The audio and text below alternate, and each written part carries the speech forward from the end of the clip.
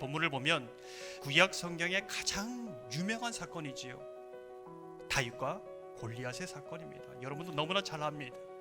성경은 재미있게도 다윗이 골리앗을 이겼을 때에 그 손에는 칼이 없었더라, 여기에 집중하고 있습니다.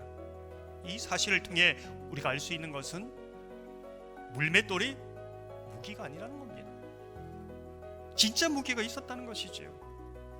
그 무기를 사용해야 된다는 겁니다. 골리앗은 키가 3m에 가깝습니다. 굉장히 크지요. 골리앗이 입고 있는 갑옷은 80kg에 가깝습니다. 그걸로 완벽한 무장을 합니다. 어떤 화살이 나라도 막아낼 수 있다고 있습니다. 사람들은 모든 것을 가지고 자기를 무장합니다. 보호합니다. 이것이 지켜줄 수 있다고 생각합니다. 정말 그럴까요?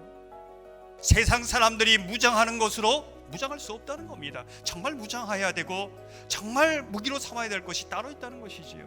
그것이 무엇입니까? 45절을 함께 읽어보겠습니다.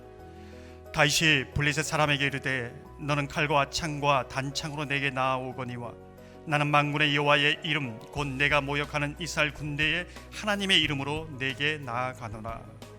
만군의 여호와의 이름, 이것이 다윗의 무기였다. 만군의 여호와의 이름이라는 것은 모든 이 세상의 힘이 여호와 하나님으로부터 공급된다는 그런 의미입니다. 그렇다면 만군의 여호와의 이름이 우리의 실제 삶의 현장에서 어떻게 무기가 될 수 있는가? 46절에 보면 오늘 두 번이나 강조합니다. 어제가 아닙니다. 과거가 아닙니다. 오늘 지금 살아계신 하나님을 보고 있는 것이지요. 다윗의 강력한 무기는 보이지 않는 하나님이 그의 삶 속에 실제로 살아 보이는 하나님으로 역사하는 것, 그것이 다윗의 강력한 무기라는 것입니다. 37절에 보면 또 다윗이 이르되 여호와께서 나를 사자의 발톱과 곰의 발톱에서 건져내셨은즉 나를 이 블레셋 사람의 손에서도 건져내시리이다. 보이지 않는 하나님이 그의 삶 속에 얼마나 생생하게 움직이고 계시고 활동하고 계시고 역사하고 계신 것을 고백하는 것입니다. 살아있는 고백이지요. 우리가 놓치지 말아야 될 것은 다윗이 골리앗을 싸워 이겼을까요? 정확한 답은 오늘 말씀을 보면 건져내셨다 말씀하고 있습니다. 이게 그리스도인에게 굉장히 중요한 부분입니다. 우리는 세상과 싸워 이길 수 있는 사람이 아닙니다. 그런데 자꾸 이기려고 합니다. 싸워서 이길 수 있다고 생각합니다. 아닙니다. 우리는 하나님이 건져주셔야 이기는 자입니다. 하나님이 이기게 하시는 것이지요. 그래서 하나님의 전쟁이라고 말씀하고 있습니다. 사실 다윗처럼 물맷돌을 잘 던지는 사람이 그때 굉장히 많았습니다. 왜 다윗인가? 물맷돌로 안 된다는 겁니다. 아무리 연습해도 안 된다는 겁니다. 영적 물맷돌을 연습해야 된다는 것이죠. 그 물맷돌이 있는 자가 다윗처럼 보이는 하나님이 실제 역사하시고 그 물맷돌을 영적인 물맷돌로 골리앗의 이마를 맞출 수 있는, 넘어뜨릴 수 있는 강력한 힘으로 역사한다는 것이지요.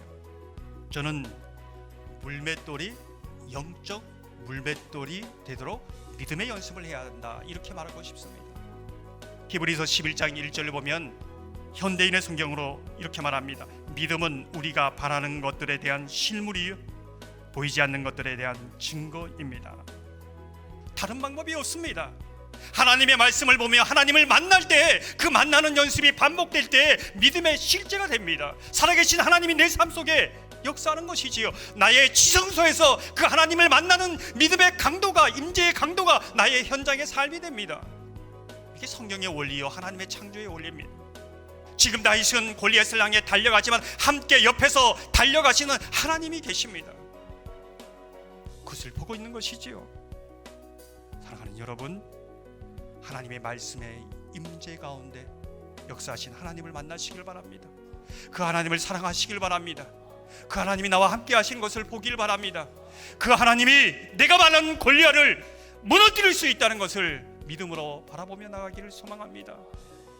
여러분 앞에 서 있는 골리앗 어떻게 반응하고 있습니까? 저와 여러분이 그 만군의 여호와의 이름으로 승리하는, 그 승리의 계가를 부릴 수 있는 하나님의 사람 되기를 주님의 이름으로 축원합니다.